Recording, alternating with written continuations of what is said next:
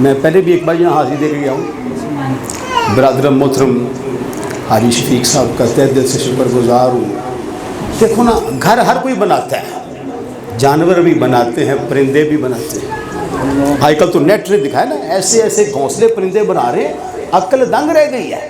نہ کوئی انجینئر, نہ کوئی نقشہ نویس, نہ کوئی ٹھیکیدار, چھوٹی چھوٹی ان کی چونچیں.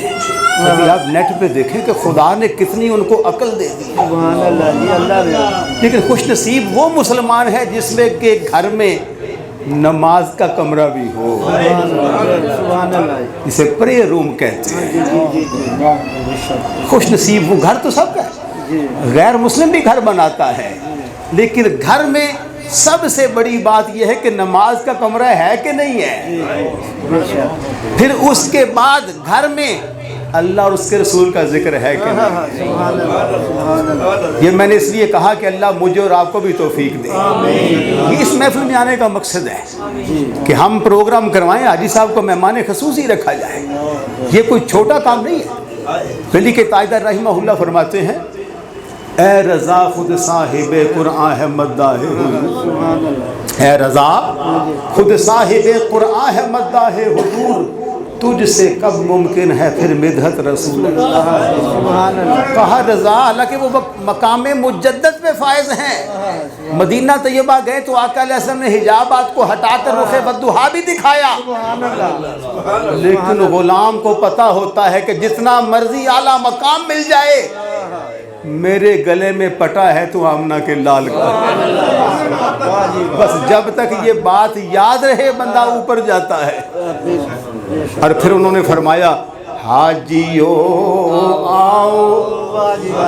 خوش نصیبوں کے لیے ہے, ہر کوئی نہیں آتا. اگر سارے آتے تو پھر بات کہنے کی ضرورت کیا تھی. کچھ لوگوں کو گمراہ کیا گیا کہ ادھر سے ہی چلے جاؤ.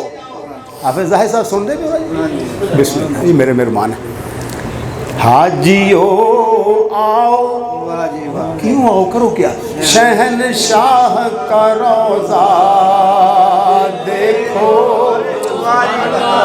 حاجیوں کو کہا جا رہا ہے. ہاں جی, حاجیو آؤ شہنشاہ کا روضہ دیکھو. کعبہ تو دیکھ چکے, کعبہ کا کعبہ دیکھو. کعبہ تو دیکھ چکے, کعبہ کا کعبہ دیکھو. یہ ہمارے بزرگوں کی تعلیم. وہ کیا حج ہے جس میں بندہ مدینہ طیبہ کی خاک کو آنکھوں کا سرما نہ بنا. کلندر لاہوری کیا کہتے ہیں, علامہ اقبال کیا کہتے ہیں, کہتے ہیں خیرہ نہ کر سکا مجھے جلوہ دانش فرنگ, سرما ہے میری آنکھ کا خاک مدینہ و نجف. دیکھو, جس نے اپنی آنکھوں میں مدینہ طیبہ کی, نجف اشرف کی خاک ڈالی ہے, آج کا خطیب ممبر رسول پہ بیٹھا ہوا ہے, اقبال کے شعر گنگنا رہا. پتہ چلا جو اللہ کی بارگاہ میں مقام و مرتبہ, عزت و رفعت چاہتا ہے, اس کی آنکھیں ہوں اور خاک مدینہ کا سرما. یہ ہمارے بزرگوں کی تعلیمات. اللہ قدوس نے قرآن مجید میں فرمایا, وَأَتِمُّوا الْحَجَّ وَالْعُمْرَةَ لِلَّهِ. چند الفاظ ہیں بڑے قیمتی, بڑے قیمتی, یعنی 4 لفظ. وَأَتِمُّوا الْحَجَّ وَالْعُمْرَةَ لِلَّهِ, 4 لفظ. لیکن وہ رب ہے نا, اس کے تو ایک لفظ میں 14 صدیاں گزر چکی ہیں, 15 ہونے والی ہیں. مفسرین تفسیریں لکھتے لکھتے تھک گئے ہیں. تو کوئی یہ نہیں کہہ سکتا کہ الف لام میم کے الف کا حق ادا ہو گیا, کیونکہ یہ اللہ کا کلام قدیم ہے. شان خداوندی ہو, شان مصطفی ہو, اس کا حق ادا ہوتا ہی نہیں. زندگیاں ختم ہوئیں اور قلم ٹوٹ گئے, تیرے اوصاف کا ایک باب بھی پورا نہ ہوا. یہ کمال کیوں. برادران مکرم, اللہ قدوس نے قرآن مجید میں فرمایا, وَأَتِمُّوا الْحَجَّ وَالْعُمْرَةَ لِلَّهِ. بڑی پیاری بات ہے. اور مکمل کرو حج کو اور عمرہ کو. اور بھئی للہ کیوں کہہ دیا؟ اور کہا بھی آخر میں حالانکہ حکم اللہ کا کافی ہے، اس کے بغیر حکم سمجھ میں آتا ہے، لیکن وہ کریم ہے، وہ رحیم ہے، وہ ستار ہے، وہ غفار ہے۔ اس نے بہت بڑا کرم فرمایا، للہ، اے بندہ مومن حج بھی کرنا، عمرہ بھی کرنا، پر کرنا اللہ کے لیے۔ یہ کمال ہے، کرنا اللہ کے لیے۔ یہ نہ ہو کہ کبھی تو طواف کر رہا ہو، کبھی مینا میں ہو، کبھی عرفات میں ہو، کبھی تو صفا مروہ کی صحیح کر رہا ہو، کہیں شیطان والا تکبر نہ تیرے میں آ جائے۔ بس یہ بات ہے، اگر تکبر آ جائے تو شیطانی وصف ہے، اور عاجزی آ جائے تو مصطفیٰ کی سنت ہے۔ یہ نقطہ حاجیوں کو سمجھنے کی ضرورت ہے، تکبر نہ آ جائے، کیونکہ شیطان ہر وقت خون میں دوڑ رہا ہے، اور ہمارے اعمال صالحہ پہ ڈاکہ ڈالنے کے چکر میں ہے۔ لیکن جس کا رابطہ درود و سلام کے ذریعے انبیاء علیہ السلام کے امام سے ہو جائے، پھر وہ رابطہ ایسا ہے، واسطہ ایسا ہے، تعلق ایسا ہے، نسبت ایسی ہے، میں کہ شیخ کامل نصیب ہو جائے تو شیطان نیڑے نہیں لگتا، تو جو نبیوں کے امام کا غلام ہو جائے، ان کے تو غلام عمر کے بارے میں حدیث آتا ہے، جہاں سے عمر گزر جائے شیطان راستہ چھوڑ دیتا ہے۔ وہ اور ہیں جو کہتے ہیں وہ کرتے کچھ نہیں، ہمیں بزرگوں نے کہا وہ مختار کل ہے۔ چاند کے ٹکڑے کس نے کیے ہیں؟ سورج کو کس نے پھیرا ہے؟ جناب قتادہ کی آنکھ کس نے جوڑی ہے؟ جناب خبیب کا بازو کس نے جوڑا ہے؟ جناب علی المرسل علیہ السلام، آپ کی آنکھیں جب دکھنے کے لیے آئیں تو کس کے لعاب دہن نے شفا دی تھی؟ عرب کے کڑوے کنووں میں کس کا لعاب دہن گرا تھا اور وہ کنویں میٹھے ہو گئے تھے؟ سمجھیے بات کو۔ تو عمل کرنا ہے اللہ کے لیے، اس سے مراد ہے، اسے کہتے ہیں اخلاص۔ آپ میرے بزرگ بیٹھے ہیں، اللہ کریم آپ کو جزا دے، مجھے بڑی خوشی ہو رہی ہے، مجھے بارش کام ہو تھوڑا، حدیث کا مفہوم ہے، عمل ہو تھوڑا، اس میں شامل ہو اخلاص، وہ اللہ کی بارگاہ میں بہت بڑا ہے۔ اور یہ بات نبی پاک نے حضرت معاذ کو بھیجا نا یمن کا بنا کر امیر، تب فرمایا اے معاذ یاد رکھو، ان لوگوں کو جب دین سکھاؤ گے تو آہستہ آہستہ سکھانا، اور یہ بتانا کہ عمل اگرچہ تھوڑا ہو، ریاکاری نہ ہو، دکھاوا نہ ہو، بڑائی نہ ہو، حسد نہ ہو، تکبر نہ ہو، بلکہ عاجزی ہو۔ اللہ کو دوست کی بارگاہ میں پہاڑوں کے برابر ہے۔ تو اگر دکھاوا آ گیا تو پھر نمازیں بھی منہ میں مار دیجیے، یہ قانون ہے نا۔ اب یہ محفل ہے، ہر بندے کو پیدا کہ منہ ادھر کو کر کے بیٹھنا، ادھر کو بیٹھے گا تو لوگ سمجھیں گے یار یہ نادان، حالانکہ محفل ہے، وہ کفر تو نہیں ہے، ادھر کو منہ کیا جا سکتا ہے، لیکن آداب محفل یہ ہے کہ چہرہ ادھر کو کر کے بیٹھا جائے۔ یہ آداب ہمیں پتہ ہے، باہر لکھا نہیں ہوا، پتہ ہے، انڈرسٹوڈ ہے کیسے بیٹھنا ہے۔ ایسے ہی جیسے یہاں بیٹھنے کے آداب ہم نے سیکھے ہیں، چونکہ ہم مسلمان ہیں، ہمارا باپ، ہماری ماں، ہمارے آباء و اجداد مسلمان ہیں۔ میں رپیٹ کروں، ہمارے علماء اسٹیج پہ ہمیشہ یہ کہتے رہے کہ چلو تقاضۂ بشری مانا اہل سنت میں کچھ لوگ گناہ گار ہوں گے، لیکن ہمارے پاس کوئی بے ادب نہیں ہوتا، ہم اللہ کے فضل سے با ادب ہیں۔ ہمارے پاس نبیوں کا ادب، صحابہ کا ادب، اہل بیت کا ادب، اولیاء کا ادب، ماں باپ کا ادب، ہم ادب والے لوگ ہیں۔ اقبال کہتا ہے خاموش ہے دل بری، محفل میں چلانا نہیں اچھا، ادب پہلا کرینہ ہے محبت کے کرینوں میں۔ یہ محفل میں ادب بھی ہم نے سیکھنا ہے۔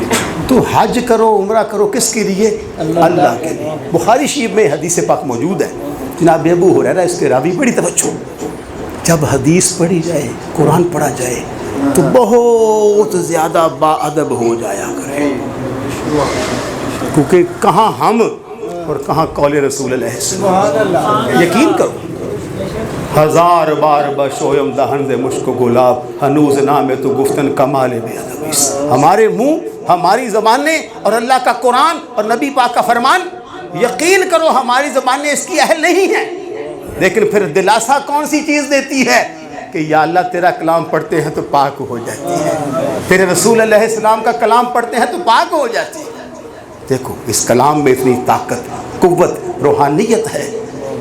میں نے کہا قرآن مجید میں لا الہ الا اللہ بھی لکھا ہوا ہے ایک مقام پر، توجہ چاہوں گا، بڑے دل کے کان کھول کے قیمتی بات میرے ذہن میں اللہ نے ڈالی، اور محمد رسول اللہ بھی لکھا ہوا ہے، 2 مقام لکھے الگ الگ۔ میں نے کہا 1000 سال کا کافر کلمہ پڑھے، حضرت جی پاک ہوتا ہے کہ نہیں ہوتا؟ کتنی دیر میں ہوتا ہے؟ اسی وقت ہوتا ہے۔ 1000 سال ہو بتوں کا پجاری، سورج کا پجاری، چاند کا پجاری، گائے کا پجاری، زندگی بھر رہا مشرک، کوئی نیکی نہیں۔ میں نے کہا تجھے پتہ ہی نہیں تیرے رب کے نام میں، تیرے نبی کے نام میں کتنی برکت ہے۔ 1000 سال کا ناپاک تھا، قرآن کہتا جو مشرک ہو وہ تو نجس ہوتا ہے۔ 1000 سالہ ناپاک تھا، جب تیرے رب کا نام لیا، جب تیرے رسول کا نام لیا، اللہ نے 1000 سال کے گناہوں کو مٹا دیا، ایک لمحے میں اسے پاک فرما دیا۔ اس نے کلمہ طیب جو پڑھ لیا۔ ہماری تو مائیں نا چھوٹے چھوٹے بیٹا پڑھو اللہ کلمہ طیب طیب میں نے پاک، بعد میں کلمہ پڑھاتی تھی، حالانکہ یہ ضروری تو نہیں ہے، پر مفہوم ہے نا کلمہ کرتا کیا ہے۔ اور میں نے کہا کافر 1000 سال کا ہو کے پڑھے تو پاک ہو جائے، اور تو ساری زندگی پڑھے پھر بھی پاک نہ ہو، یہ تو پھر مناسب نہیں ہے۔ اس میں تو اتنی طاقت ہے۔ اور یاد رہے، ذمہ داری سے عرض کر رہا ہوں، جو 1000 سال کا کافر تھا، غیر مسلم تھا، اس نے کلمہ پڑھا، ساتھ ہی جان نکل گئی، جنت میں جائے گا کہ نہیں جائے گا؟ جنت، دیکھو علامہ صاحب کی جنت، یہ تیرے میرا نہیں، حضور علیہ السلام کی حدیث، من قال لا الہ الا اللہ فدخل الجنہ، فرمایا جس نے لا الہ الا اللہ کہا، کلمہ پڑھ لیا، اللہ کی توحید کی، میری رسالت کی گواہی دے دی، فدخل الجنہ، اللہ اسے جنت عطا کر دے گا۔ یہ برکت کیسے ملی؟ اللہ کے نام سے۔ یہ برکت کیسے ملی؟ نبی کریم علیہ السلام کے نام سے۔ نماز ابھی نہیں پڑھی، وقت ہی نہیں ملا۔ جناب حور کو کتنا وقت ملا تھا؟ تاریخ بڑی بڑی ہے۔ موسیٰ علیہ السلام کے گناہ گار کو کتنا وقت ملا تھا؟ تو ہم اپنے مقام سے بے خبر لوگ ہیں، ہمیں پتہ نہیں کہ اللہ نے ہمارے اوپر کتنی بڑی کرم نوازی کر دی۔ اچھا جی، توجہ ہے جناب، اقبال کیا کہتے ہیں؟ حضرت جی میں عرض کر رہا تھا ہمیں اپنے مقام کا ادراک ہونا چاہیے۔ جناب موسیٰ علیہ السلام، عیسیٰ علیہ السلام، ابراہیم علیہ السلام جیسے رب کے نبی کہنا آسان ہے، اس کی شان بیان کرتے زندگیاں بیچ جاتی ہیں۔ نبوت سب سے بڑا انعام ہے اللہ قدوس کا، رسالت سب سے بڑا انعام ہے۔ 1,24,000 کم و بیش انبیاء بھیجے اللہ نے، لاکھوں اربوں میں، اور 313 رسول بھیجے، لیکن وہ نبی جن کو نبوت بھی عطا کی تھی، جزاک اللہ، رسالت بھی عطا فرمائی تھی، توجہ، وہ نبی اللہ کی بارگاہ میں التجا کرتے ہیں، یا اللہ قبول ہے نبوت تیری، رسالت بھی، پر ایک کرم تو اور کرنا، ہمیں محمد عربی کا امتی بنا۔ میں نے کہا کبھی سوچا کرو، ہم تو وہ نادان تھے، ہم نے تو کہا بھی نہیں، اور بن کہے اس کا اتنا بڑا کرم، اور پھر بھی نماز قضا، پھر بھی روزے قضا، پھر بھی ماں باپ ناراض، پھر بھی پڑوسی ناراض، پھر بھی بیوی بچے ناراض، تو پھر ہم نے سمجھا ہی کیا ہے؟